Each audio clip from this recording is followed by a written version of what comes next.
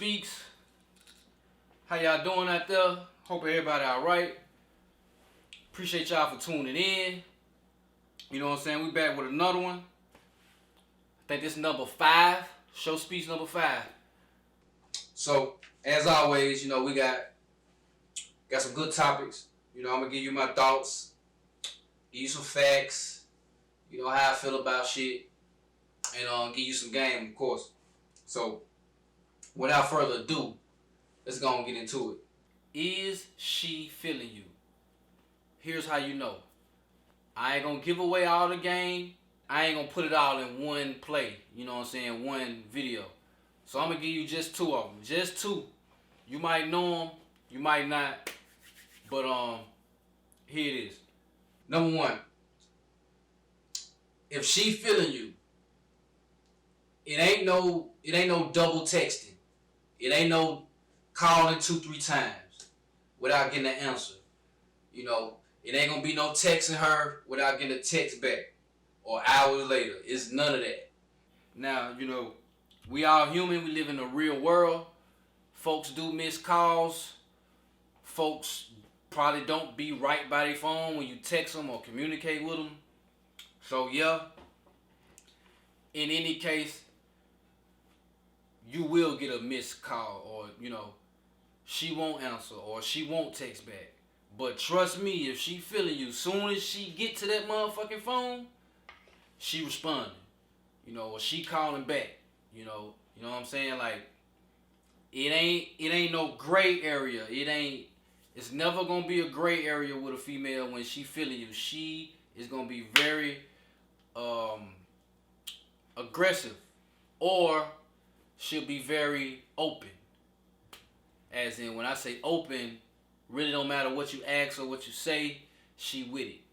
You know what I'm saying? So that's one way you know she feeling you. When you communicate with her, that response time is immaculate. You know what I'm saying? Or you getting a call back, hey, my fault, I was at work, the kids had my phone, whatever the case may be. When she see that you called or text, she hopping right back. You know, that's one way you know she feeling you. The next way you know she feeling you is, okay, women pretty much gonna treat you how they feel about you or what they think about you. And she feel like she think anything negative, you know, then you're gonna get negative treatment from her. If she feeling you, she's gonna respond in actions. I give you a quick example. 2 of them. One saying she's not feeling you, and one indicating she is feeling you. We're gonna start with the one. Pretty much she's not feeling you or she's not trying to be bothered with you. You can say the same thing, 2 different guys. She's gonna respond how she feels, what she likes. Okay, let's say we got guy number 1, guy number 2. They both say, hey, how you doing? Or they both say, hey, how's your day? If she's not feeling you, and guy number 1 walks up to her and says, hey, how you doing? Or hey, how was your day?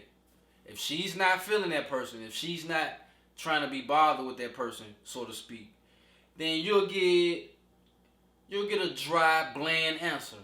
Fine. It was okay. It's going. You know, some quick, simple, dry, pretty much saying, nigga, I ain't trying to be bothered with you, you know what I'm saying? I ain't trying to hold no conversation. I ain't trying to give you any kind of impressions, you know what I'm saying? Now, guy number 2 says the same thing to her. Hey, how you doing? Or hey, how was your day? If she's feeling you, you're going to get this kind of response. Hey, how you doing? I'm good. I just left the mall. My little girl birthday tomorrow, so I got her some stuff. You know, she's very detailed. She's carrying she's carrying a conversation. She's engaging. You know what I'm saying? Like, her actions are showing that she's very, very much engaged. After she say all of that, she probably gonna ask you how your day was. Notice the first dude, she didn't give a fuck about his day. You know what I'm saying? She just said, hey, I'm fine. You know what I'm saying? So that's two ways to know that, you know, she feeling you, or you might got a chance, or if you just need to leave her the fuck alone. You know what I'm saying? So that's that on that. Like I said, I just gave you two of them. I can give you more, but who's this? But I ain't gonna go, you know what I'm saying, too far into it on just one video. You know what I'm saying? So, you know, something quick for my niggas, you know what I'm saying? And we moving right along. Alright. So, if you haven't heard already, Jay-Z is suing Douce, the liquor. Yeah, you know, we fuck with that Douce. We was fucking with that Douce for, I think, before Jay-Z even got in on that shit. Pretty much a lot of celebrities got, well, let's say pretty much musicians. I don't know a bunch of actors or other sports or just other famous people that got liquor brands, but a lot of the liquor brands are like associated with music for the majority, you know what I'm saying? Clear example I can give you, Gin and Juice. Well, they owned back then. They owned, what record label was that Dr. Dre and Snoop Dogg was on? I can't remember. It might be Interscope. I know it was Death Row. But make a long story short, that song Gin and Juice was a hit by Snoop and Dr. Dre. But what people don't know is Gin and Juice had owned that record company that Snoop Dogg and Dr. Dre was signed to. So that was a business. That was pretty much business. That was pretty much Gin and Juice saying, hey, look, rap about Gin and Juice. We're going to put it out. We're going to market it. We're going to make money off of it because it's going to be a hit. Plus, people are going to go buy Gin and Juice, the liquor. So, that's a little fun fact if you didn't know that shit. But back to the topic at hand. Jay-Z is suing Douce. Okay? Now, I read the report and I'm finna read it again. I got it right here. Maybe you can't see it. I ain't finna zoom the camera in and all that shit. But it's right here. I'm finna read from my phone. The 52-year-old mogul has filed a lawsuit against the major spirits company as he wants to know how much his alcohol line is making, as they are 50-50 partners. So basically, I'm gonna keep reading, but basically from this paragraph, it seems like he don't really know what his partners are doing over there with Douce. How is that a partnership? I don't know. When I think of a partnership, I think of whatever I know, you know. You know what I'm saying? Whatever I do, you know. Whatever you do, I know. So obviously, this is a different type of partnership, in my opinion. I feel like whatever he trying to, some of the things he's asking in this lawsuit or wanting to know in his lawsuit, it just seems like he should have already knew. I'm gonna keep reading. Documents on Tuesday which show that his company SC Liquor had demanded for financial clarity when it comes to Douce. SC Liquor, Jay-Z's company, is requesting for all the financial books and records in addition to the locations of all warehouses, storing barrels, bottles, and accessories for the cognac brand. Just like I was saying, like, this partnership, I don't know what kind of partnership that is where we're partners, but I don't know where your warehouse at. I don't know where the bottles at. I don't know where the accessories at. I don't know shit, basically. But they were in a partnership, and if he didn't know that, then it's not a coincidence, or it's not far-fetched that he may be getting fucked in some money. They also want all the information regarding Bacardi's physical inventory as well as the inventory process. That lets me know he pretty much had his team just facilitate this deal in all matters within this deal. But I'm going to keep reading. It does remain unclear why Jay-Z and partners are pushing this process forward, but it is obvious there is distrust in the business partnership. That is correct. SC Liquor says that it needs to monitor the conduct of Bacardi's business to protect SC's rights as a partner in the company. Now, they've been partnered for a while now. If I keep reading, maybe it'll state exact how long. But it just seemed like Duce was like, look, we don't need none of your love. We don't need shit but your name. We pretty much using your name. We don't want you knowing this shit. We don't need you to even know this shit. That's not what you're here for. You know, you're here to be a figurehead to help sell Duce. That's what this tells me. You know what I'm saying? I'm a keep reading.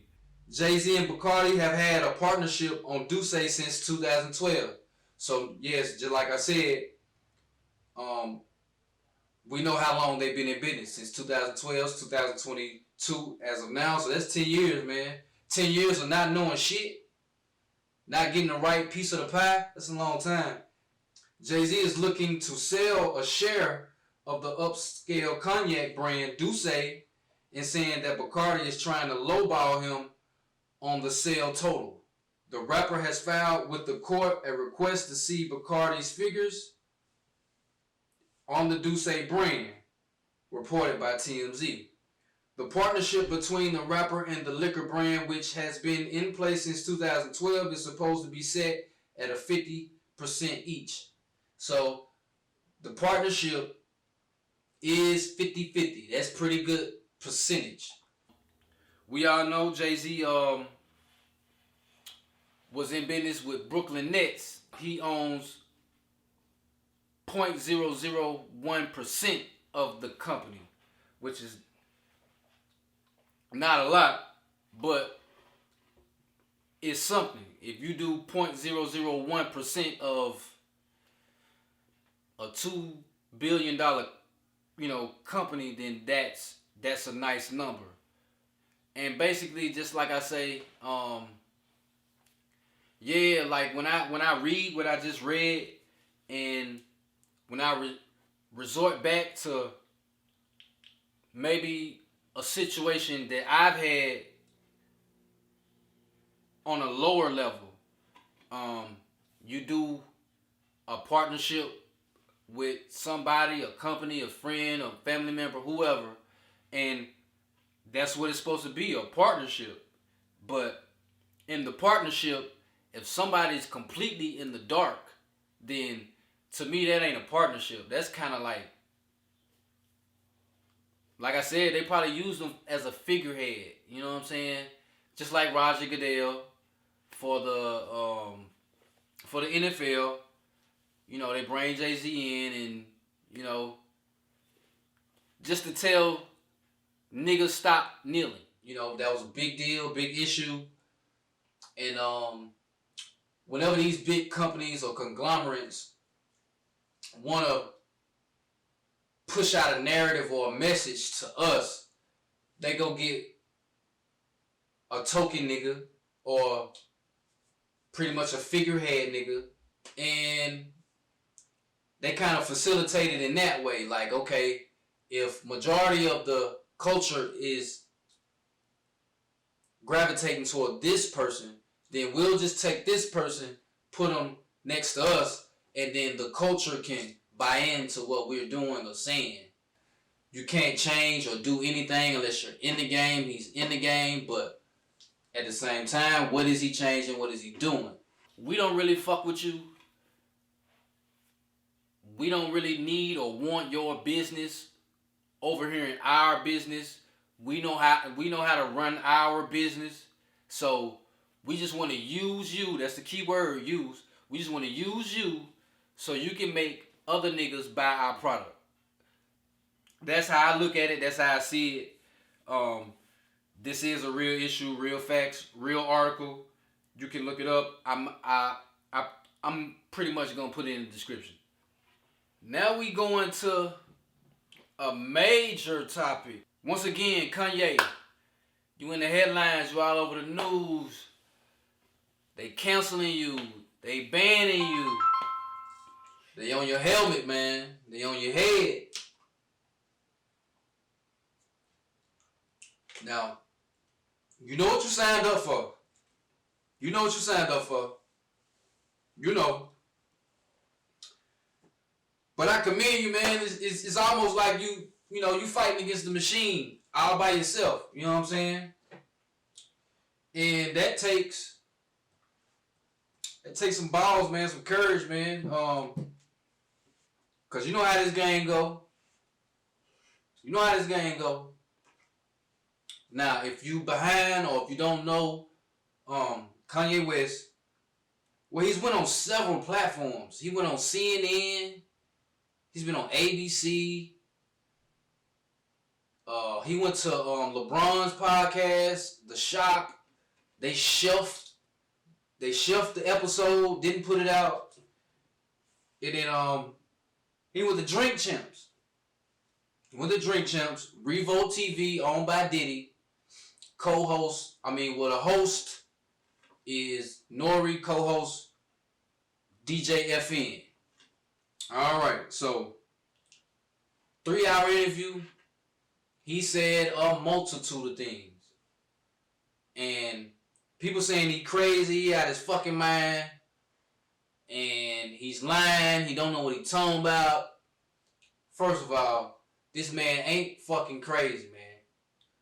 The only people that think Kanye is crazy is a slave. You just out of touch. That's it. I ain't gonna even take it far. It's, you just out of touch. He's getting a lot of backlash from pretty much all his sponsors, all the companies that he's been affiliated with, has all dropped him. Gap, Adidas, Balenciaga, CAA. They've all dropped him, and they've all made money off of Kanye. We all know that. But the reason why they're dropping them and disassociating themselves with him is because of comments that he said about the anti-Semitic, anti-Semitism. That's pretty much it. The Jewish people, Jewish community. And whenever somebody say anything remotely like out of bounds with the Jewish community, they on your ass. Just ask Nick Cannon. Just ask Whoopi Goldberg. And now you can ask Kanye. But those two, Nick Cannon and Whoopi Goldberg, those are just two recent examples. We have a long, long history of, the Jewish community making examples of people in the entertainment industry that goes against their principles, pretty much. Jewish people runs our narratives on what we think and what we take in as a people. How do they get to put out bullshit in our culture, but they don't do that shit in their culture? That's number one. The Jewish community does control our perception and narratives. And here's why. I'm going to give you a list of names of companies that put out media that we watch and listen to, and whether you know it or not, it's playing on your subconscious. But let me name these companies. These just a handful of them. It's just a handful of them, not all of them. Universal Studios, MSNBC, ABC News, CBS, CNN, Facebook, Google, Columbia Pictures, DreamWorks, Comcast, Yahoo, Marvel, Pixar's, The New York Post, LucasArts, Comedy Central, Wall Street Journal. All those conglomerates and companies I just named are all controlled, owned, ran by Jewish community. That's a nice chunk of our media that comes from these companies that I just named. And that's not even including Viacom and all the subsidiary companies below them or attached to them. These large corporations and tech companies, they pretty much shape our global narratives. The negative music in our culture is not played in any other culture. That's fact number one. Even our movies, any of our content, pretty much, is only in our culture. It's not in no other cultures. Fact number two is that large companies and conglomerates are ran by the global Jewish elite. And the last but not least, the third bona fide fact that he stated, which was 50% of black deaths in America are caused by abortion. Let me repeat that. 50% of all black deaths are caused by abortion. 50 fucking percent, dude. That's not diabetes. That's not heart disease. That's not killing niggas in the street. That's not police killing us in the street. This is just one thing, abortions. And that's 50% of black deaths. That's outrageous, man. Those three bona fide facts from Kanye West that he spoke in his interview on Drink Champs. Nah, he wasn't crazy for that shit. He wasn't crazy for that shit. And let me add this. He said something about George Floyd, in which I'm not going to repeat it. But George Floyd's family is suing Kanye. George Floyd's family is suing Kanye for what he said about George Floyd in that interview. And may I remind you, Kanye West donated $2 million to this family for, the little girl to go to college and just for the family, or just. And these same people suing him 2 years later for it's probably gonna be defamation, character defamation. The things he said, I don't think has been proven about George Floyd's death. That's why I'm not gonna repeat it. But I just think that's real ironic that a family would do that. He's shown such a generous gesture towards the family in the demise of George Floyd. So, my thoughts, my opinion, how I feel, Kanye, you ain't crazy, but you're not in your right mind neither. You know what you signed up for. You know what I'm saying? It's just so much shit you don't know go on in the industry, man. Last but not least, Drake and 21 Savage. They got the new album, man. The new EP, the new project. Nah, I ain't see this coming. But on Drake put out an album, Honestly Nevermind, this year. Trash. But you know those Afro beats, they coming into fruition, so I guess he just tried to ride that wave. But the last song on that CD was with 21 Savage, and it was pretty much the only rap song on there. And it's hard as a motherfucker. Like, that's the only song. Hard as a motherfucker. They pretty much presented to the people, hey, new 21 Savage and Drake collab album, October. And I ain't got to listen to it yet, but I will. I'm going to get to it. I knew I was going to talk about this shit, so I ain't want to listen to it. I just want to tell how I felt about it. I mean, I would have never guessed Drake would fuck with 21 Savage on a whole album or like, you know, a whole project. It just seems so out of the box, you know. But we were supposed to get Drake and Future Part 2 in 2020. But the pandemic hit. Okay, so you got the pandemic all 2020. So of course we're going to push this back. And then 2021 comes. And I guess shit changed. Pretty much plans and agendas changed because we just had a pandemic. We had to switch up a whole lot of shit. We couldn't tour. We couldn't do shows.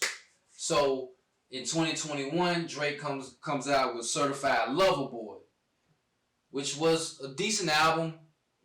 I don't think it was his best work, but I think he did record a couple of good joints to fill it out and make sure it was a decent album. I can tell just by listening to a lot of those songs were throwaway songs, old songs, and I can tell he went in the booth and got right at it and was like, yeah, I need to come out. I need to at least put a few dope joints on this motherfucker. You know what I'm saying? I can tell that too. But, you know, we fast forward to 2022. We in October. You know, the 10th month in 2022. And Future put out a project like in March, I think. Maybe April. Some shit like that. And he probably the biggest artist out now, man. You know. Like, Future done took off like a rocket this year. Bang after bang after banger on that one CD. You know what I'm saying? On that one CD. So he probably don't feel like he need a Drake collab right now. You know what I'm saying? And that's the only reason, that's the only thing I can think of as to why Drake would want to go to 21 Savage and do a collab album. Like, where did that come from? You know, but Drake, he always puts himself, he always put himself with a star. You know, he does a lot for other up-and-coming artists or new artists.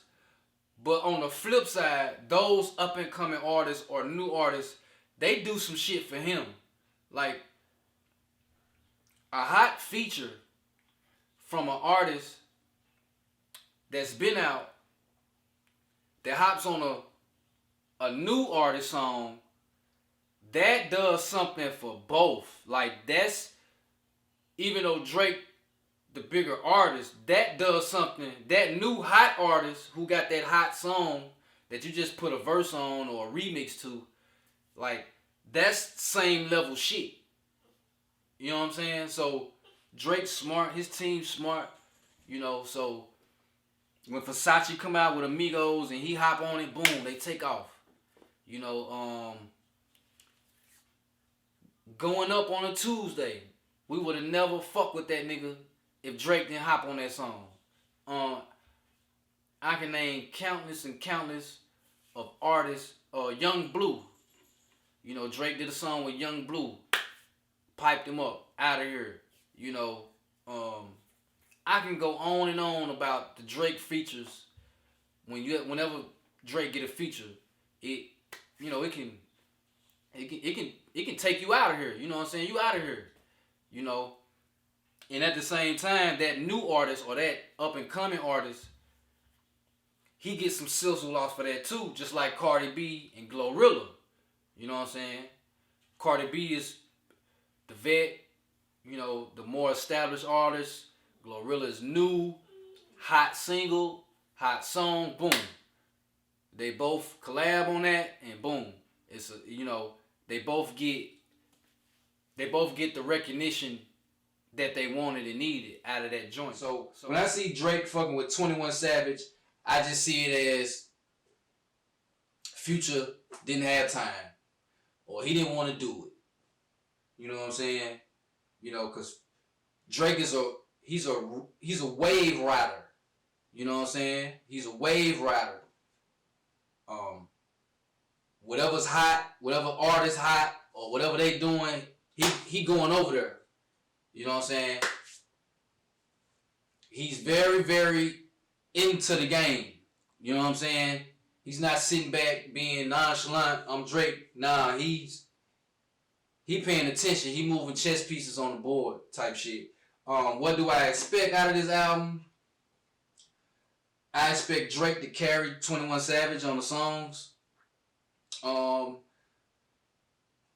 Savage got some new writers because this shit is sounding real good. I don't know how you go from I got 1, 2, 3, 4, 5, 6, 7, 8 M's in my bank account to having some of the hardest verses out, like the J. Cole verse, the Gunna verse that he put on Gunna album. Like, yeah, somebody writing this shit. He got them old, whoever in charge of 21 Savage management, they did exactly what the fuck they needed to do. They got them old writers up out of there, and they got him a writer, and he's writing some shit for 21 Savage, and the shit sounded good, real good. A lot of the last 21 Savage features or songs, singles, they been bumping, and he been going the fuck off. So, Drake ain't gonna get no sauce from 21 Savage. This pretty much gonna be a Drake-led song. When he fuck with Future, Future's taking the lead. Don't get that shit twisted. When Drake was doing that collab album, or when he does features with Future, Future is in charge. He is driving the car of that song. And Drake just coming in and doing Drake. You know, he do deliver. You know, he do deliver. He find his pocket and he ride it. But make no mistake about it, Future was carrying him on some of them songs. Now the 30 for 30 song, Drake did your thing on that one. And I'm sure it's a couple of other songs that, you know, they pretty much Drake songs. But Future got on it. But for the most part, you know, Future carried that and riding that wave, and Drake just along for the ride. And Future and Drake, they both get a lot of, you know, they get a lot out of that. So that's my thoughts on the Drake and 21 Savage album. I'm pretty sure there's gonna be some nice cuts on there. I'm pretty sure it's gonna be a dope album. Drake pretty much got to deliver on the flop. Honestly, never mind. I'm pretty sure it did numbers. But to the culture, no, it didn't do anything. You know. So, there we have it, man. 702 Visions, District 1104, Show Speaks. Like, comment, subscribe. I appreciate y'all for tuning in. I fuck with y'all. I hope y'all fuck with me. And, you know, I'm going to just keep giving it to you how I give it to you. And, you know what I'm saying, we're going to ride this shit out.